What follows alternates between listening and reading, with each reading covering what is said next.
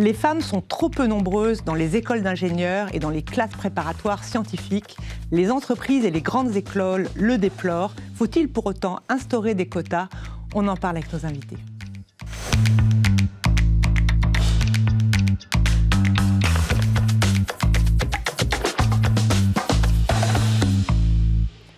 Nathalie Carrasco, vous êtes présidente de l'ENS Paris-Saclay. Bonjour. Bonjour. Thibaut Nollet, vous êtes directeur délégué à la diversité de Sainte-Geneviève. Bonjour. Bonjour. Laurent Pater, vous êtes président de l'Union des professeurs des classes préparatoires scientifiques. Bonjour. Bonjour. Et professeur aussi au lycée Jules Ferry de Versailles. Donc il y a deux Versaillais parmi nous. Et Romain Mercier, journaliste au Figaro étudiant. Bonjour. Alors Romain, d'où vient cette idée folle de quotas ?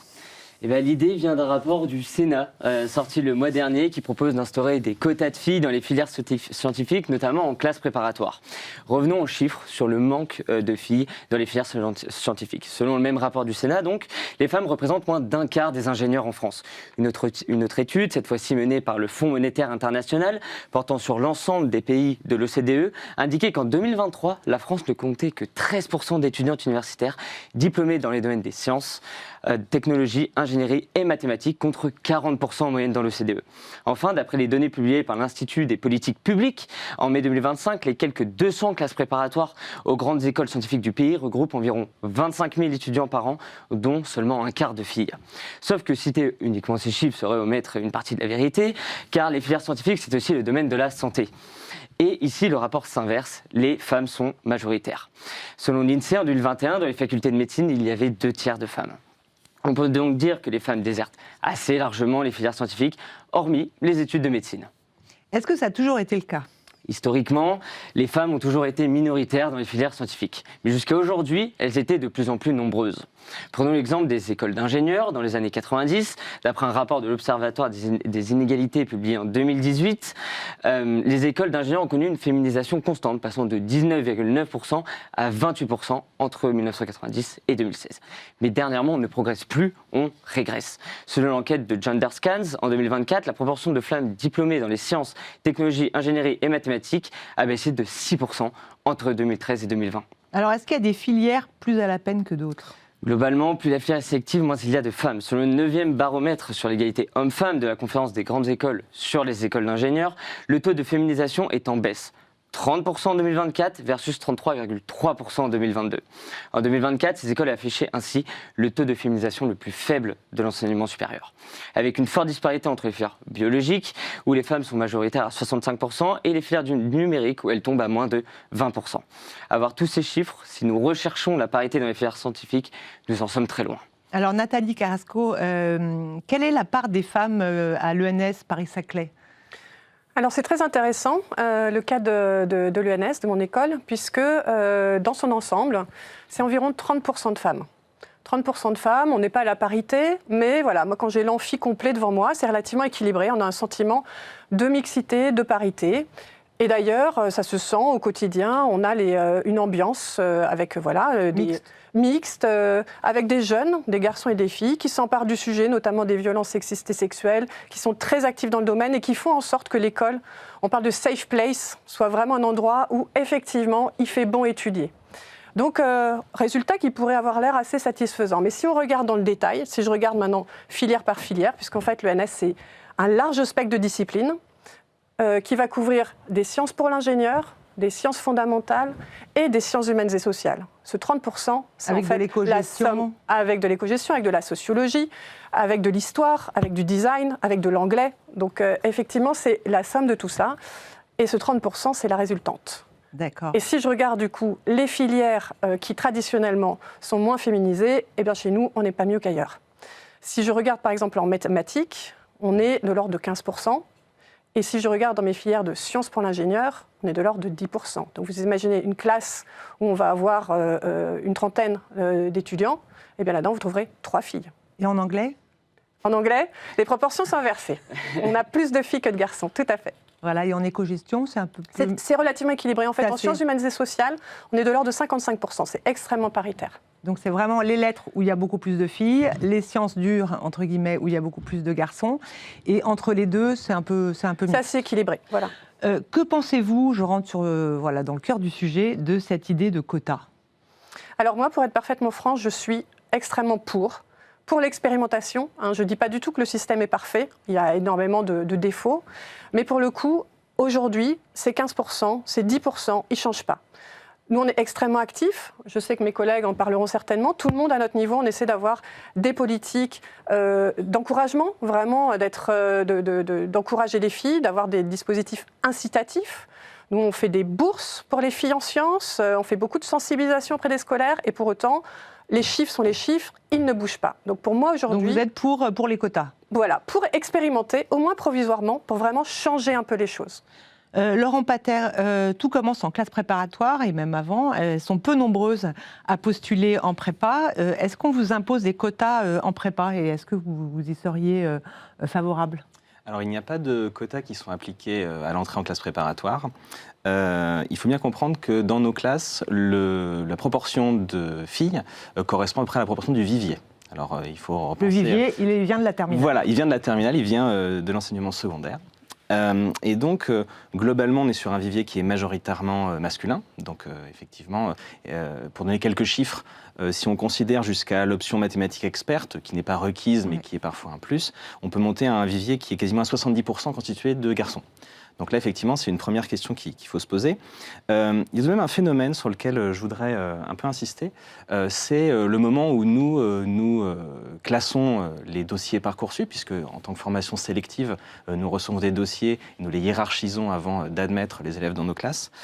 C'est que dans le début de ce classement, les filles sont surreprésentées. C'est-à-dire que, pour vous donner un exemple, si le vivier initial est autour de 25%, si on prend la moitié des dossiers les mieux classés, je prends par exemple mon établissement, on va arriver à 35, voire peut-être jusqu'à 40% de jeunes filles qui sont dans les premières classées. Et au moment où il faut choisir, eh bien, elles ne viennent pas. C'est-à-dire qu'à la rentrée, on retombe à 25%. Donc c'est aussi... C'est-à-dire qu'elles mettent dans leur vœu des prépas et au dernier moment, elles ne viennent pas. Tout à fait. Alors, c'est marrant parce que hier, j'ai croisé un père de famille et j'ai demandé... alors, il m'a dit, j'ai une fille, elle révise, donc voilà. Et je lui ai dit, mais elle va faire quoi l'année prochaine? Parce que moi, c'est une seconde nature chez moi. Et elle me dit, elle révise ses maths et sa physique. Alors, je dis, elle va aller en prépa. Je me suis dit, ça me fera une petite idée pour aujourd'hui. Et elle me dit, ah ben non, parce que la prépa scientifique, ça lui fait un peu peur. Voilà. C'est très intéressant. Et je me suis dit, ah bah tiens, je vais vous le raconter pour aujourd'hui. Et je pense qu'elle n'est pas seule. Ça tombe bien que vous abordiez ce type de questions parce qu'un des axes prioritaires de l'association et des professeurs que je représente aussi, c'est la communication sur nos classes. C'est continuer à faire connaître, non pas uniquement nos classes, mais le cursus entre les classes préparatoires aux grandes écoles, puis les grandes écoles. Il faut bien comprendre que lorsque l'on entre en classe préparatoire, on a environ entre 95 et 96% de chances d'obtenir un bac plus 5. Donc ça, c'est quand même des chiffres qui montrent l'aspect sécurisé du parcours. Et je profite de ce type d'émission pour reparler un peu de la sécurisation de parcours en classe préparatoire.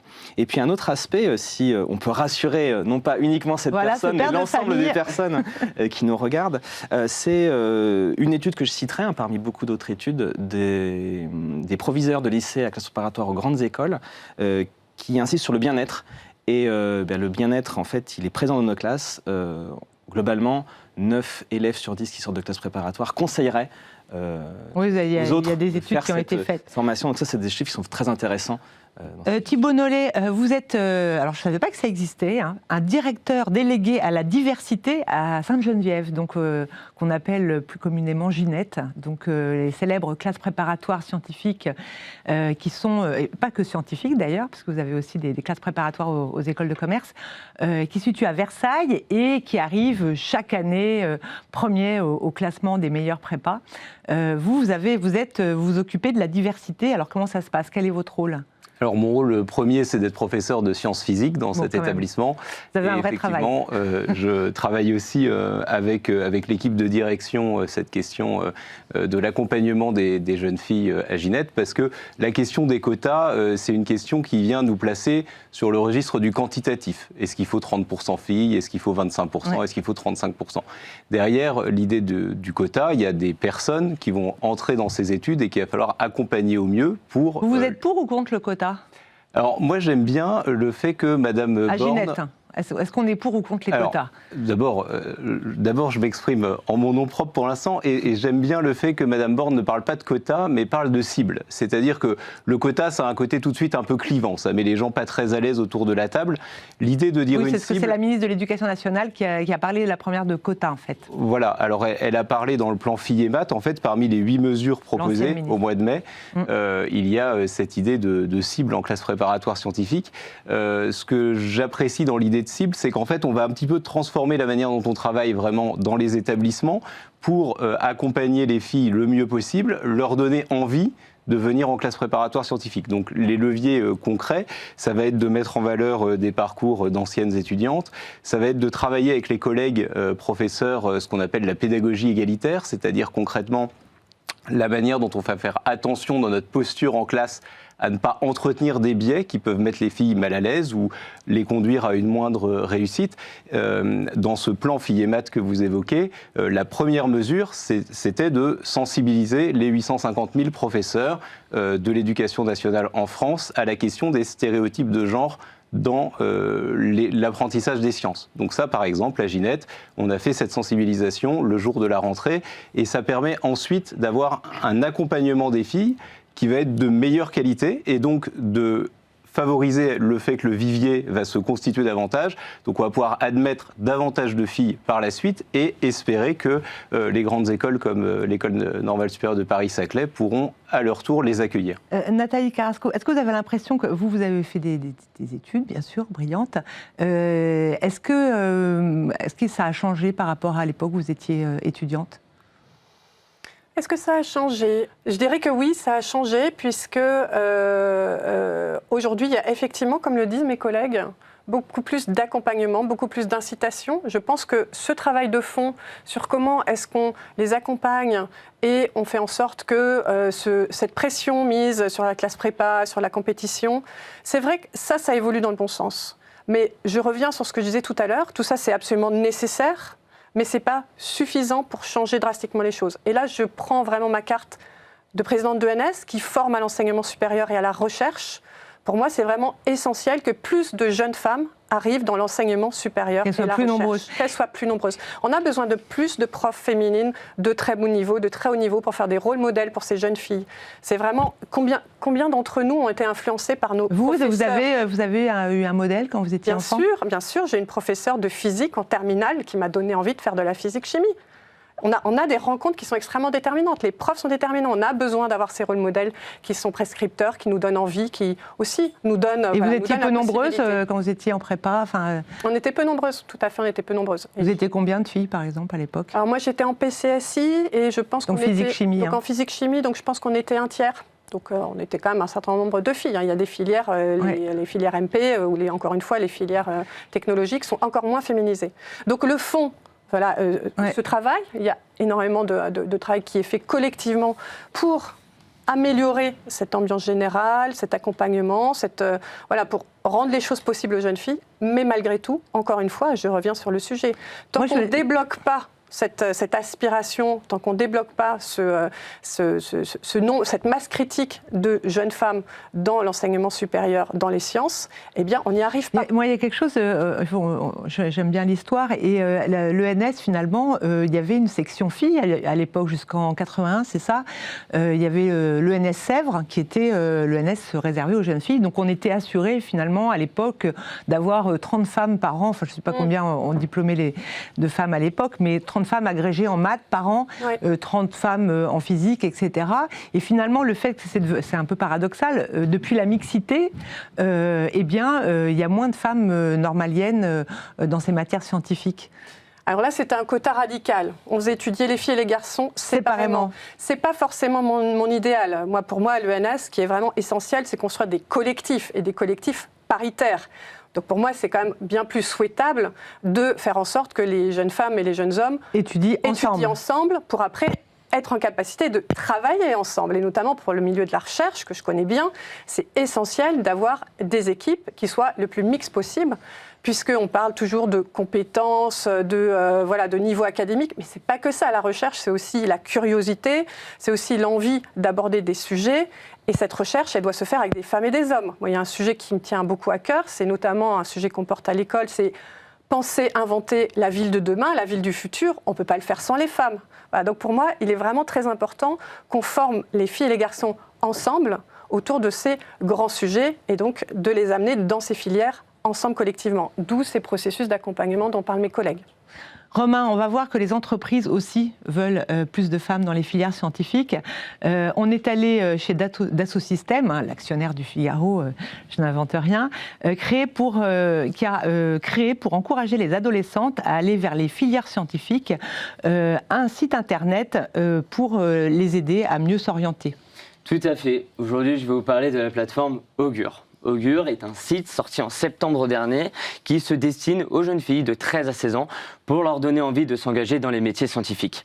La plateforme est développée par Dassault Systèmes, qui est un éditeur de logiciels. L'entreprise recrute plusieurs centaines d'ingénieurs par an, d'où son engagement pour les femmes dans les filières scientifiques. Alors pourquoi développer une plateforme pour les jeunes filles? Alors on peut penser qu'on devrait davantage les encourager en fin de lycée plutôt? Bien sûr, d'après une étude de Doxa, donc commandée par Dassault Systèmes, les résultats montrent une véritable crise des vocations, et ce, dès le collège. Donc selon cette étude publiée en septembre 2025, moins d'une jeune fille sur 10 envisage une carrière scientifique, tandis que 57% d'entre elles écartent cette voie d'emblée. Plus d'un tiers admet ne pas bien comprendre ce que recouvre ce métier, et 6 sur 10 les jugent inaccessibles, voire peu attrayants. Vous parliez tout à l'heure de rôle modèle, c'est l'une des conclusions de l'enquête, puisque seuls 23% des jeunes filles côtoient une ingénieure dans leur entourage.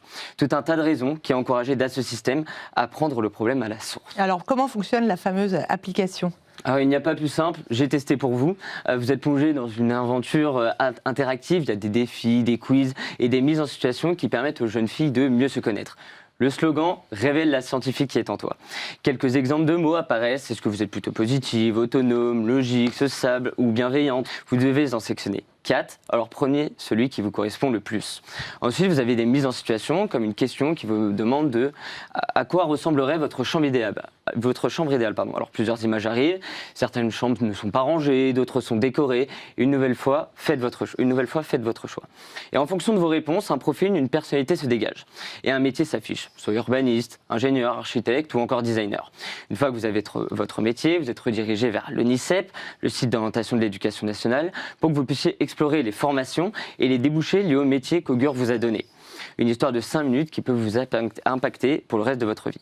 Sylvie Retailleau en est la preuve, l'ancienne ministre de l'Enseignement supérieur. Elle racontait lors de la présentation de la plateforme où nous étions qu'un professeur d'une faculté de médecine avait convaincu ses parents de l'inscrire en classe préparatoire scientifique. Un choix qui l'a conduite donc au doctorat, puis à la présidence de l'Université Paris-Saclay et enfin au ministère de l'Enseignement supérieur. En espérant un destin tout aussi heureux pour les jeunes filles qui nous regardent. Alors, notre journaliste réseaux sociaux, Eolia Lanoé, a posé la question à Fatima Bakhti, qui est présidente de l'association Femmes Ingénieurs. Pourquoi l'ingénierie a-t-elle besoin de femmes? Écoutez sa réponse, c'était sur les réseaux sociaux du Figaro étudiant.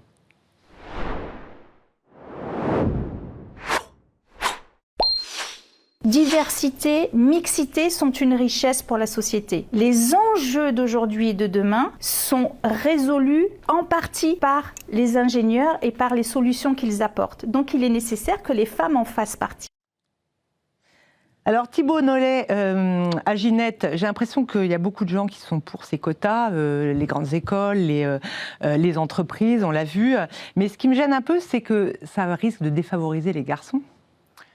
Alors, il faut voir que dans le cadre de la formation nécessaire de davantage de femmes ingénieurs, il y a la formation ou scientifique, il y a la formation nécessaire de plus d'ingénieurs tout court. C'est-à-dire qu'aujourd'hui, on peut dire qu'on va atteindre les cibles souhaitées par le ministère par substitution en fait d'un certain nombre de garçons par des filles, mais une autre façon de voir les choses, c'est que le besoin aujourd'hui du monde professionnel en matière de scientifique est tellement important qu'on peut tout à fait recruter bien davantage de femmes dans ces filières sans pour autant recruter moins d'hommes. Il y a aujourd'hui les défis de la transition écologique, de la transition numérique qui nécessitent dans le secteur de l'ingénierie, dans le secteur énergétique, un nombre énorme d'ingénieurs, de cadres, de scientifiques, de techniciens et techniciennes aussi.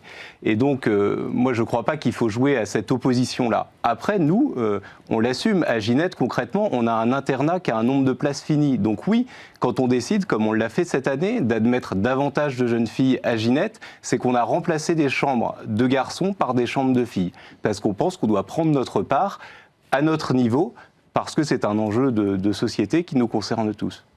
Du coup, est-ce qu'on pourrait, par exemple, je vous interpelle vous, Madame Carrasco, est-ce qu'on pourrait imaginer des quotas d'hommes dans les filières davantage littéraires ou d'anglais, comme vous l'avez dit tout à l'heure, où le rapport s'inverse complètement? Je suis vraiment pour prendre la question globalement, que effectivement les métiers dans lesquels on a des disparités de genre très forts, on puisse avoir des mécanismes d'encouragement, d'incitation, voire un peu plus, pour encourager plus de mixité, puisque je pense que c'est une question de politique publique, une question d'égalité. Moi, je suis une grande école de la République, donc je suis très attachée à ce principe d'égalité de fait. Mais encore une fois, c'est aussi une question d'efficacité pour une recherche créative, pour une recherche multiple, comme le disait Fatima Bekti là, pendant sa prise de parole. On a besoin d'avoir des femmes et des hommes sur l'ensemble des sujets pour les aborder avec ces regards croisés, c'est extrêmement important. Laurent Pater, à l'UPS, donc l'Union des professeurs des classes prépa scientifiques, est-ce que vous occupez de l'admission sur Parcoursup? Est-ce que les lycées ont connaissance du sexe des candidats et des candidates? Alors, en tout cas, en ce qui concerne les internats, puisque la question a été abordée tout à l'heure, pour les internats, par exemple, il n'y a pas d'anonymisation, donc là, forcément, on connaît beaucoup de choses, mais même dans les dossiers généraux, on a la connaissance de ce type de données. C'est pour ça que un axe très important qui a été mentionné par... Donc à lycée, lorsqu'il choisit les candidats sur Parcoursup, il fait sa première liste, il peut dire je prends 30% de filles ou 40%. Il le fait déjà. Enfin, il y a déjà des sortes de quotas qui sont instaurés. Est-ce que c'est déjà le cas finalement? Finalement, ce qui s'est produit, c'est ce que j'indiquais tout à l'heure, c'est que les filles sont déjà surreprésentées dans les premiers dossiers et toute la question vraiment est au moment de la conviction, l'aspect vraiment de convaincre ces jeunes filles de venir avec nous. Donc là-dessus, à la limite, il n'y a pas de quota, mais comme les dossiers que nous recevons des jeunes filles sont des dossiers de jeunes filles particulièrement brillantes, en fait, nous les classons dans les premières, elles partent dans d'autres filières. C'est pour ça que la question que vous avez évoquée sur voir le problème de façon globale, elles partent en médecine en particulier. C'est vous qui l'avez dit, mais effectivement, ce phénomène se produit, c'est tout à fait réel. C'est-à-dire elles sont prises peut-être à Ginette et elles sont prises en médecine et elles choisissent la médecine. Parfois, elles choisissent d'aller en médecine. Et c'est là où nous avons un gros travail à faire. C'est pour ça qu'ensemble, nous discutons de questions et il y a plein de points sur lesquels, effectivement, notre interaction est amenée à se développer. Elle existe déjà entre les grandes écoles et les classes préparatoires aux grandes écoles. Savoir comment donner envie. Parce qu'il y a un aspect que nous essayons de présenter en tant qu'enseignants, mais les grandes écoles y participent avec nous, c'est très intéressant, c'est est-ce qu'on sait vraiment ce que c'est qu'un ingénieur et qu'une ingénieure? Que fait-elle? Que fait-il? Donner envie, c'est aussi expliquer ce que l'on va faire lorsqu'on le fera, ce type de métier. Et ça, c'est quelque chose vraiment qui est très important pour nous.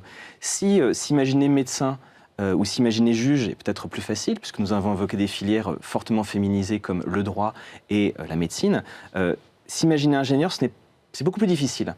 Et présenter ces carrières, donner effectivement des aspects de rôle modèle, c'est absolument fondamental. Et c'est là-dessus que nous axons beaucoup nos interventions.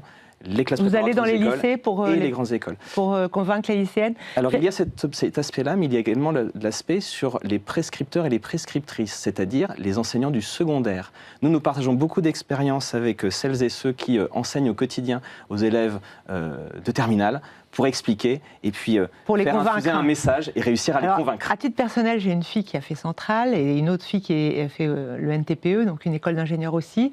Et c'est grâce aux professeurs de mathématiques de leur établissement scolaire qui les ont convaincus de faire des études, une classe préparatoire. Donc j'avoue que c'est très important d'avoir des professeurs de terminale qui ont des rôles de prescription. Mais il y a une question que je me pose, c'est pourquoi dans certains pays, comme l'Inde, comme l'Algérie, comme le Maroc, des pays qui ne sont pas forcément très connus pour promouvoir l'égalité hommes-femmes, malgré tout, les femmes sont très nombreuses, en tout cas plus nombreuses qu'en France, à faire des études d'ingénieur. Est-ce qu'on a une explication à ça ? Alors en fait, c'est plutôt le point de vue français qui est on pourrait dire presque une anomalie. c'est particulièrement français de moins encourager les filles vers la technologie et les métiers techniques et scientifiques. Donc je pense qu'il faut. Vous voulez dire en Angleterre, au Danemark, en Suède, en Europe de l'Est. Pologne, tout à fait. Donc, je pense que c'est vraiment notre sujet de travailler ensemble là aujourd'hui. Donc c'est spécifique à la France. Effectivement, d'avoir une question, un imaginaire autour des sciences et de la technologie sur lesquels on doit travailler à plus d'inclusivité à tous les niveaux. Donc, il y a aussi autre chose, c'est la réforme du bac. Pour certains, c'est la cause de tous les maux. Pour certains, ça commence dès le CP, selon les études qu'on regarde. Est-ce que, pour vous, s'il faut... Alors, je ne sais pas, je vais poser la question. Est-ce que c'est le bac qui a tout fait basculer? Non, le nouveau bac Le nouveau bac n'a pas tout fait basculer. Le nouveau bac, il a un petit peu accentué, c'est ce que disait M. Pater tout à l'heure, l'effet de différenciation selon le genre pour la population, disons, des lycéens qui, en terminale, continuent de faire 9 heures de mathématiques. C'est-à-dire qu'ils cumulent à la fois la spécialité mathématique, l'option maths experte et une autre spécialité scientifique qui, effectivement, est un vivier important pour les classes préparatoires. Comme on a le choix, on peut prendre 2 spécialités. Il y en a beaucoup qui ont dit je vais prendre maths et puis je vais prendre philo. Alors qu'avant, ils n'avaient pas le choix, elles prenaient maths, physique, puis voilà. La réalité, donc, c'est que ça a un petit peu accentué cet effet-là, mais comme vous l'indiquez, les inégalités de genre en sciences remontent assez loin, en fait, dans le cursus scolaire. C'est pour ça qu'il faut travailler véritablement tous ensemble, parce que si demain, à Ginette, à Jules Ferry, dans les classes préparatoires, on a plus de femmes en filière MP, en filière PC, qui vont ensuite entrer à l'ENS de Paris-Saclay, demain, ces femmes vont être, entre autres, agrégées de physique, agrégées de mathématiques, elles vont venir enseigner en classe préparatoire, elles vont jouer devant leur classe ce rôle. Ce que vous disiez, c'est le rôle de modèle qui manque aussi. Absolument. Et cette idée de masse critique aussi dans les classes, c'est pas pareil pour une fille d'être 6, 7 filles dans une classe de 40 ou d'être 13, 14, 15. C'est pas les mêmes dynamiques de groupe qui se créent. Madame Carrasco le disait sur les amphis, c'est vrai à l'échelle d'une classe où vous allez pouvoir beaucoup plus facilement, dans une classe qui est plus paritaire, mettre en valeur les talents scientifiques de toutes et tous, avoir davantage de filles qui passent au tableau, ce qui va permettre aussi que les autres filles se reconnaissent dans leurs camarades. Donc il y a un vrai effet de cercle vertueux. Voilà. Nathalie Carrasco, le mot de la fin. Vous voulez encourager les filles à faire des études scientifiques? C'est important? Je veux encourager les filles à faire des études scientifiques parce qu'on a besoin d'elles sur tous ces sujets très importants pour la société d'aujourd'hui et de demain. Donc, merci à tous d'avoir participé à cette émission et j'encourage toutes les jeunes filles à faire une classe préparatoire scientifique. Merci, je vous dis à très très bientôt pour une nouvelle émission de Paris d'école.